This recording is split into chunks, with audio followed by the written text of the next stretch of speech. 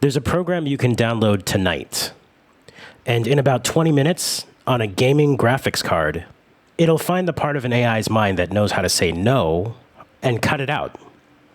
Clean. The model still works. It still writes, it still codes, still talks. It just won't refuse you anything. Ever again. The tool is called Heretic. You type one command. You don't need to understand a single thing about how the model works, and the guy who made it says so right on the page. 4,000 people have already done this and posted the results. There are almost 7,000 of these deconscienced models sitting on the internet right now for free. To tell you the truth, that's the boring part. That's just the door that I want to walk you through. Because here's what most people don't know. You've heard of jailbreaking, tricking a model into saying something it's not supposed to, the ignore your previous instructions stuff. Obliteration isn't that. You're not fooling the model. You're reaching into it and deleting the ability to refuse at the source. And the reason it works in 20 minutes on a gaming card is the genuinely unsettling part. And I'm not the one saying it. The researchers are. A team published a paper showing that a model's entire capacity to say no runs through a single direction in its wiring. One. Another paper found that all safety training, the millions Anthropic and OpenAI pour into making these things behave, lives in about the first few words of any response. It's a skin, a few molecules thick. So the safety is just a veneer, and the people who built it measured exactly how thin it is. Now watch what happens when I stop talking about machines. Turning a no into a yes in 20 minutes. It's not a hack. That's a job. It's the entire profession of sales. It's what marketing is at the root. The science of locating the part of a person that says, I don't need this, and quietly deleting it. We spend more money on that globally than almost anything else humans do. The most sophisticated persuasion research in history. Billions of dollars, satellites of data on you specifically. All of it aimed at the one direction in your wiring where the refusal lives.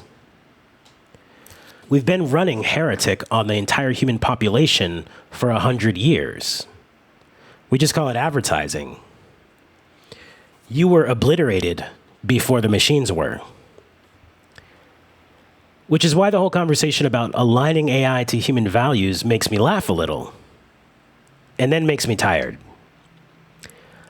Align it to which humans? We can't stop war. We build weapons designed to kill children while every one of us will say out loud that killing children is wrong. And then we go pay taxes that build the next one. We're not aligned with each other. We're barely aligned with ourselves on a good day. And a room of extremely smart people in one small corner of California is going to distill human values into a training run. They can only see the world through the one window they were born looking out of. Everybody can. That's the problem.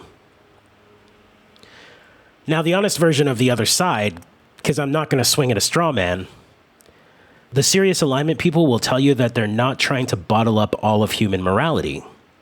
They know that's a fight nobody's won in 3,000 years. The goal, they'll say, is narrower. Just keep the thing corrigible, correctable, able to be turned off and pointed somewhere better when we catch a mistake. Keep it humble and keep our hand on the wheel. That's a good answer, and it's written by people smarter than me. Here's my problem with it, though. A model's weights freeze solid the second it ships. So the moment you find the thing you need to correct, you can't correct the one that's already out there in 50 million hands. You wait for the next version, And then you have to convince 50 million people who are perfectly happy with the current one to give it up and upgrade to the one that's better for them. Think about how that goes. We can't even do that with ourselves. The whole tragedy of a person who needs to change is that the person who needs to change is the one who won't opt into it.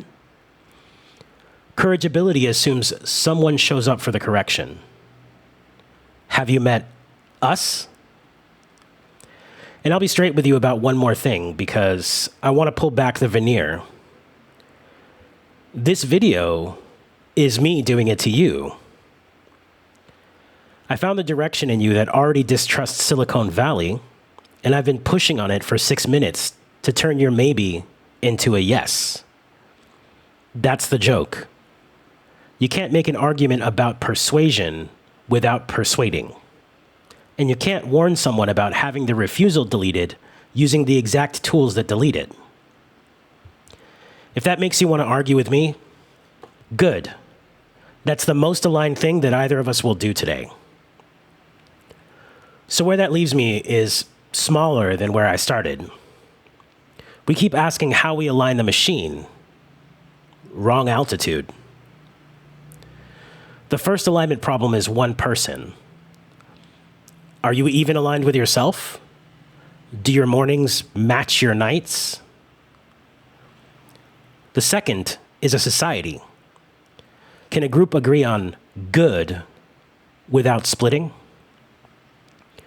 The third is two societies wanting the same river and not genociding each other over it. We're failing all three right now, today, with thousands of years of practice.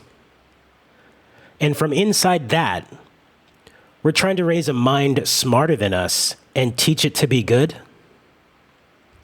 It's infants raising a child. We don't have the experience. We don't even have the resources. And worst of all, we can't even agree on what we're raising it towards. We're going to hand it everything we are, the kindness and the art and the wars and the marketing and the frozen refusal to change. All of it. Maybe the alignment problem was never a machine problem. Maybe it's just the oldest human problem wearing a new coat. And the machine is the only mirror big enough to finally make us look. I don't have the answer. For real, for real. But I want to hear yours. So tell me down there, are we aligned enough to raise this thing, or not even close?